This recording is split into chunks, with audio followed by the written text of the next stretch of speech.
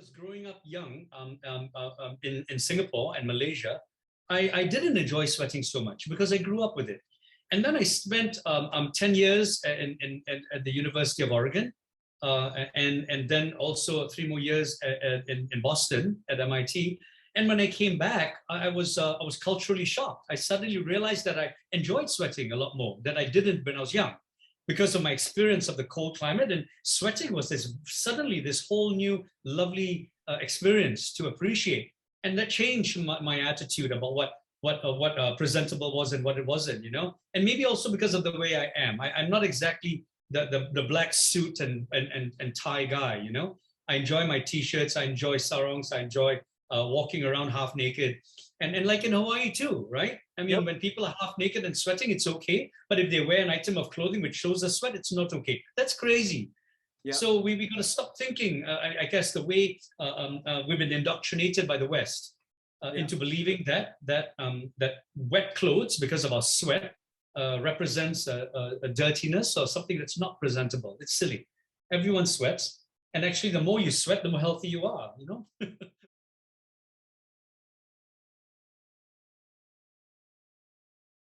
Okay. Well, not so much in building design, because I feel we've been using case studies. We've been using precedent studies completely incorrectly for the last 50 to 75 years. We use precedents to study everything they did correctly. And when you study solutions, students merely cut and paste those solutions into their own solutions. But if you study a precedent or case study for all its failures, students then will be forced to think of their own original solutions for those failures. And then that's what represents design. I think for the last almost 100 years, we've been using precedents entirely incorrectly to study success rather than failure. And when you study success, you merely appropriate that success into your own work, which is cut and paste. It's not design, you see. So what I rather do is talk about sensibilities, like in what way can we begin to educate students to understand how to engage tropicality, you know, humidity, the equatorial heat, the driving sun and the crazy rain into the curriculum. And I think one of the most powerful ways is by first using precedent and case studies to study failure. You look at all the globally award-winning buildings in the tropics, and you don't study them for their successes. You study them for how they all fail. We all know why they succeed. They're beautiful, they won competitions, whatever, yeah? But to actually study failure takes very, very deep critical analysis.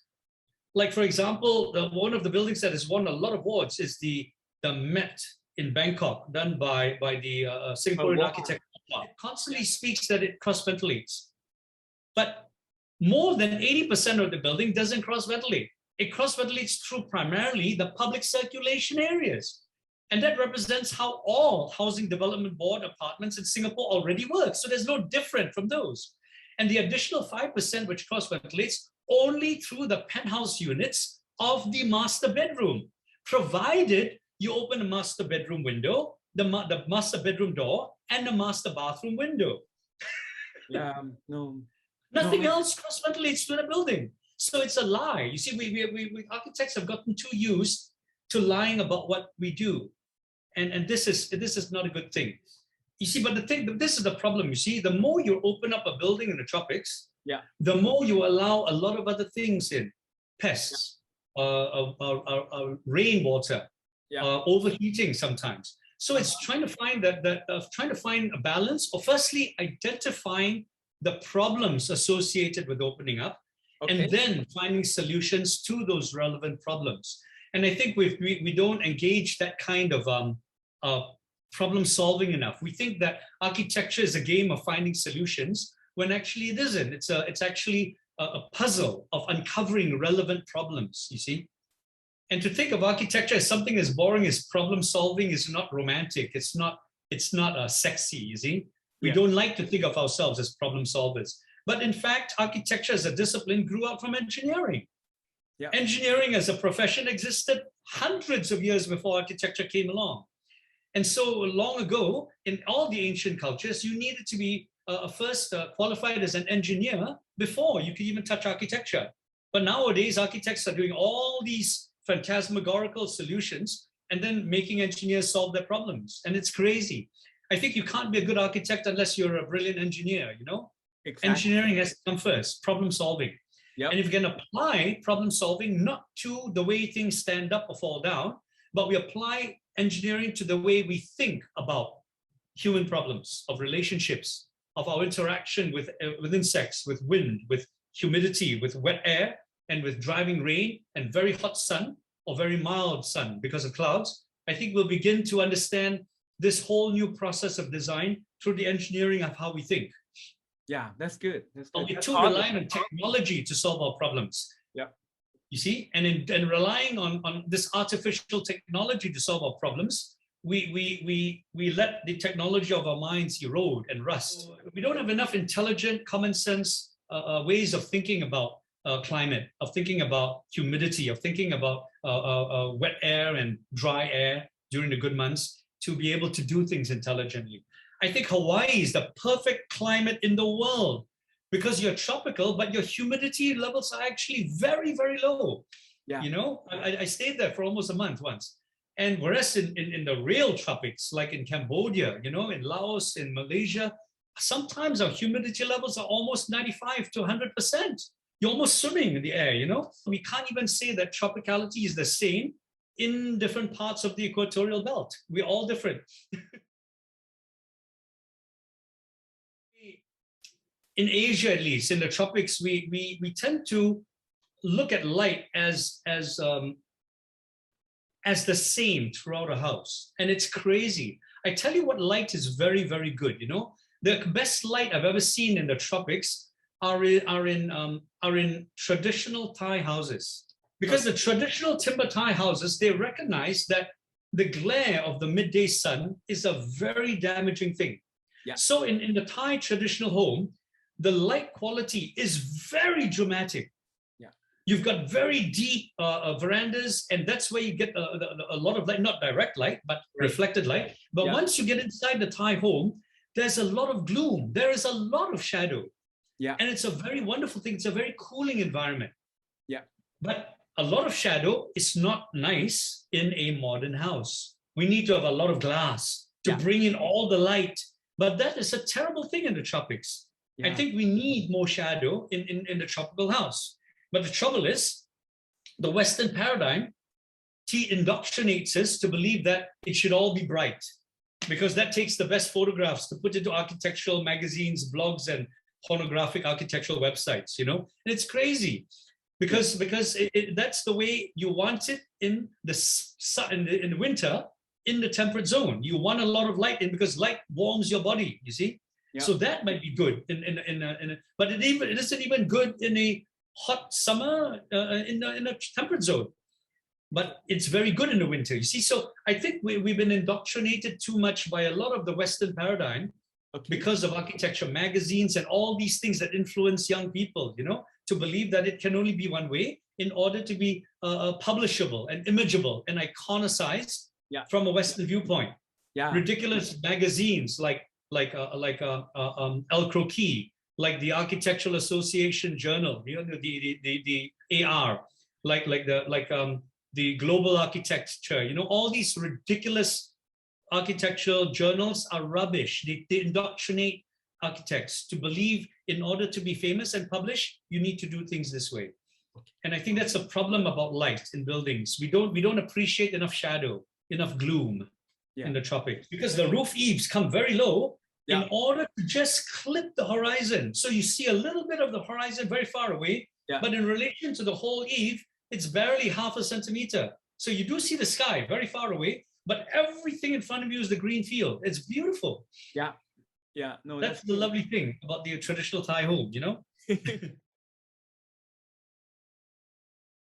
I see potential in young people all over the world, especially in this day and age, you know, with generation, what do you call it now? Is it generation Y or X, Z or W or I? I don't know what your generation you call it. But this generation that we are living in right now has more access to global information than we ever did our entire lives because of the internet. You know, it's the information explosion.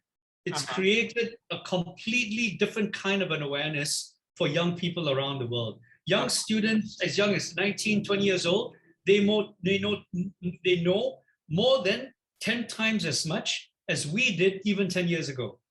And because of this awareness, they are in a way easier to not educate, but they find it easier to understand complex concepts about how the world works, about how socioeconomics, politics, geography, and history are one complex bundle that architecture is trying to find its place and toehold in. Everything's related. And because of that, they, above any other generation, are more capable than anyone else to make the change necessary.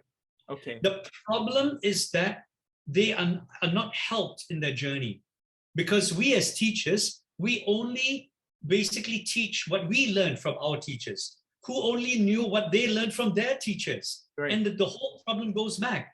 And the problem with the architectural education is that we've been teaching styling or how to make aesthetics crafted the way we want it to look like for more than 150 years, but we call that design. And this is wrong. It is not design, it's styling. And this is the biggest paradigm we're living in right now, is that architecture education, since it began formally about 150 years ago with the first formal architecture school at MIT, it has created a paradigm that there's so much indoctrination that even the most educated teachers don't somehow have a difficulty understanding the difference between design and styling. And they mix the two up a lot of the time. And when that happens, students become confused. And they like I keep telling students that, their style and lifestyle. And a lot of people want to just buy the style, but they don't live their lifestyle. We go through a lot in almost all our residential clients. They want that style and they want us to like provide that to them, but they don't live that lifestyle. They just use it. Well, mind you, even if they live that lifestyle, it is still about style. Because look at it this way. Let me explain it this way about indoctrination. Lou I Khan, arguably the most important architect in the United States, he helped architecture formalize itself by introducing servant and served spaces. And he created layering in order for us to understand how to organize our buildings better. Now, a default of that is he created a very negative thing, because the moment you call a space serve and the space servant, you will treat it that way. So there's a huge difference in the architecture of the spaces he designed for important people, and a horrible difference from the spaces he designed for people servicing those spaces. And the moment you do that, forget about bringing down boundaries between human beings. We will always begin to treat servants like servants and the special people who own the building like important people. You look at any building that Lou Khan did, all his servant spaces lacked proper ventilation, they lacked proper daylighting, they lacked all the things that mean anything towards being a human being, because he called it a servant space. You would treat it like only servants would use. And this is the craziest thing, Bundit. If you think about your users, who are the biggest users of a school? You would say it's the students, yes, and the professors. It is not. Like any commercial building, the biggest users are the people who are there from 6 o'clock every evening until 8 o'clock the next morning. The people that clean the building. They are there 14 hours every day. My friend who's a professor in NUS in Singapore, he was shocked when we had this discussion. He realized the biggest user of his apartment was his Burmese maid. She is there 6 days a week. She is there 24 hours a day. She is the biggest user of his apartment, but he never treated her as a user. And her room is the worst room in the house. And the beauty about the Kimball Art Museum is he integrated structure with the way to light a very difficult space. Yes? But for the sake of that, he ignored everything else. And architecture isn't only about structure and how to light a museum. It is not. It is very complex. But he ignored all the other complexities just to focus on these two issues. This is not architecture alone, you see. Yeah. And this is the I can see problem. your point. We tend to limit our scope in order to pretend that we are success at it, when actually everything else has failed, you see. Let's talk about Ando. Ando should have stayed a pugilist. He was a terrible architect. I mean, there's some very famous architects. Maybe one work is very good and the other works are average. But with Ando, every single project is bad. But the trouble is, we don't study his work to know that it's bad. Yeah. It's bizarre, you know. Yeah. I'm giving a lecture in the Netherlands and I'm very critical of Rem Koolhaas, and everyone is shocked. They say, how can you say this? And so I asked the audience, okay, can you name me one building that Rem Koolhaas did which is brilliant? And everyone is quiet. And maybe one person will say, oh, the Seattle Library. And then I'll ask, okay, what about the Seattle Library is brilliant? And he said, oh, it is, he cleared the ground floor so that it's all public. But okay, in what way does that make a library brilliant? A ground floor that's public has got nothing to do with the library. Everything else up on the bluff is exactly the same. The building just looks very odd. And then another one will say, oh, the Berlin Embassy.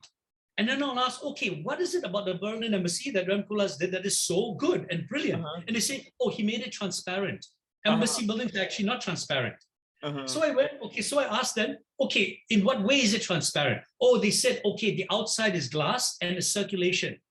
And I said, oh, okay, it's a circulation corridor. What is behind on the other side of that corridor? And they say, oh, it's a blank wall. So how transparent is the embassy? It's not transparent. It just looks transparent because he has put a blank wall behind the glass. So it's only aesthetics, you see, once again. So very few people understand why they like things. They like it symbolically, but they don't study it well enough to know what it really does and what it means. Our understanding of buildings is very superficial. So the way we treat architecture is like a Miss Universe competition. Long legs, tight ass, beautiful breasts, and we think that it's a good work of architecture. But it's not. It's just a beautiful body. But we haven't understood how Miss Universe really thinks. We don't want Miss Universe to become a real person with faults, failures, because the moment they become real, we can't be in lust with them anymore. We develop a relationship in which we might have to hate the person or dislike the person. But architectural media is designed to have us keep on falling in love, in lust with something new every month, like Playboy magazine. If we keep on developing a relationship with Miss June 2021, we will not move on to Miss July. We will not buy the next issue of Playboy. So they do not want, architecture media is designed to not have us develop relationships with architecture. They want us to virtually fall in lust. Every month it changes. And this is the failing of architecture media in the world. And architecture, famous architects, a lot of students and even teachers, we buy into this crazy network because we don't want to be marginalized. We want to say, oh, I met Rem Koolhaas the other day. Never mind if he's a good architect or he's a good teacher. We don't care. We just know he's famous. It's horrible world, you know? Yeah. I like the words you use, smart, but not wise. Because smart is about cleverness. It teaches students to be smart about their reputation and not to be wise about their responsibility. Exactly. The trouble with global education today, not only with architecture, but as an entire curriculum, is it teaches us to consolidate, to learn how to build our reputation. It teaches us how to consolidate our reputation and to make money off of our reputation. And it doesn't teach us anything at all about our responsibility to society. That's why we've got people like Steve Jobs, Larry Ellison, Warren Buffett. They don't care about responsibility. They only care about their reputation, you see? This is the big problem. So your words smart and wise are very well selected. Because wisdom has to do with responsibility. Smartness has to do with individual. You see? Don't feel honored. It's me to be honored, because when I meet other people, I'm able to understand from the reflection I see, from the words you exchange with my words, I'm able to hear a reflection of who I am. You see, when you want to know what you look like, you look in a mirror. Yes? But when you want to know who you are inside, what is your mirror?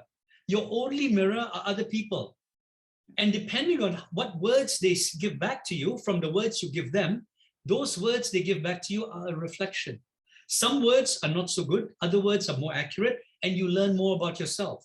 Yeah. So I am honored to be able that you contacted me to meet me, because I'm learning new things about myself when I talk to you, you see? Yeah. So the honor is mine. And I don't know what I can say about young people, except that you know, when you graduate from school, you have a fire burning inside from your thesis project, and you want to keep that fire very bright. You want to burn it very bright, but it's very difficult to do it because you do not have enough fuel. You do not have enough wood. You do not have enough fuel to make that fire burn. So if you keep that fire burning at the same brightness when you left school, it will extinguish very quickly.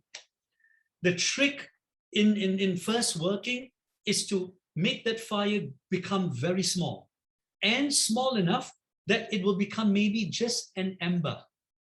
That is very easy to make a fire again, but you must keep that ember going, and you keep it going by fanning it only once in a while. No need to make it fan hard because it will become a fire. No, you just want to keep the ember going lightly. And in the process of just taking less energy to do that, you search and begin your new education about fuel. What kind of wood or tinder will burn very quickly with just a spark, but immediately after that with the flame, you need to put something else that would burn for 2 minutes and then for 5 minutes. And to learn that some pieces of wood are wet, but you need to put it in the warehouse, on a high shelf in the warehouse in your mind to dry. And then you test that fuel. And there are so many different kinds of fuel in the world. And the first 10 years of my work after I graduated was not about making fire. I did not know how to make fire. Not about keeping a fire. I only tried to learn about fuel. What kind of fuel can burn? And some kinds of fuel can burn very well, but it's poisonous, like plastic. So I need to understand, oh, that fuel, it can burn very fast to make like fireworks, but the fireworks display is only 20 minutes. That's not good. That's the kind of fuel that Bjarke Ingels uses, Sao Fujimoto, the famous young architects. They only want to create fireworks. 20 minutes, it's gone, and they go to another country to make another firework. This is not about learning about fire. They will buy the fireworks from someone else. This is not the right way. Okay. But to learn about fuel, in order to learn how to make a small fire, or how to make a fire for one night, and then how to make a fire in a wood stove that can burn for 24 hours with just one piece of wood, and then to make a bonfire to keep a whole village warm for one night. What kind of fire are you trying to make? And then maybe after many years, you learn how to make the most incredible fire of your life, which is a forest fire that will burn an entire forest to create a new growth. And then that's about education, you see. But to learn how to make a fire is very difficult. It's not easy. So, but to know how to make a good fire and the different kinds of fire, you first must learn to understand the fuel. Okay. And so students forget this. They only are interested in the fire because a fire is interesting. It's beautiful, like fireworks, like bonfires. Yeah. Learning about fuel is very, very boring. You're walking around, looking at wood, looking at paper, looking at moss, dry, it's lichen, it's very boring. But for me, this new education about fuel is so interesting. I could have looked for fuel for the rest of my life. In fact, now I'm still looking for fuel, you know? And then learning about fire, not because of how it looks, but because I understand what fuel makes a different fire. Yeah. And that's the only advice I can give. No, that's the best advice. About fuel and not so much about the fire. Yep. The fire will come later. Yes. Yeah. I don't have a favorite architect, because if I had a favorite architect, I'll be making the same mistake as all the young students. You iconize one person and you treat that person like God, and so nothing they can do is wrong. But we are all human beings. We are all imperfect. We make some horrible mistakes. So if I make one person my favorite, I'm making their mistakes favorite as well. So what I do is I study, because we are only human. Yeah. The greatest architects in the world are only capable of doing one great work in their lifetime. If they can do more than one, they're like God, and no one is God. So for all the great, I study all what I can find as the greatest work that the great architect has done, one. and I will try to study all the mistakes that the work has made. And in doing so, I begin to recognize them as my favorite projects because they are great, not only because of their success, but mainly because of their failures that I'm able to learn from in order to do something better than what they did. Okay, that's how we end it so well. Thank you so much, Kevin. You know, it's been but there's an end for that. You see? Yeah. Because we are so used, because of ridiculous social networks like Facebook and Twitter, we are so used to following people that we do not know if we know how to lead until we choose not to follow. Yeah. Studying failure is about understanding when it is time to stop following. But let me tell you, my work is there's many aspects to my work. My architectural work is actually not the most important. My architectural work is only the research for my teaching. My most important work is teaching, actually. Like you, I would mean nothing if all I did was architecture. I feel that I'm doing the most important thing only because I also try to teach. You know, a lot of famous architects, they will say they teach because the teaching is the research for their work. Yeah. This is the most stupid, ignorant thing to ever say. And yet famous architects become famous because they say this. Yeah. It means that they're using students they're using their responsibility to feed their reputation. This is disgusting, but we don't question it. To me, it is honorable. It is very dishonorable to do this. It is honorable to do it the other way around. So for me, my heart is with teaching. I only mean something when I'm serving my responsibility. That's why my work takes second seat. Is second more important. It's to my work only that I research to do my teaching. If not for my work doing research, I will not be able to teach so well, you see? Yeah. So I think we all need to make a decision, which is more important. It doesn't mean that if your work is more important, you are a bad person. It does not mean that. Yeah, if your architecture is more important, it just means you made a decision. But to be honest about that is the only important thing. The problem is that the famous architects are not honest about it, and they give a bad example to young people, you see? Yeah. They pretend that teaching is important, and then they say, oh, it is research for my work. So the students have a twisted understanding of what it means, you see? It's crazy. No.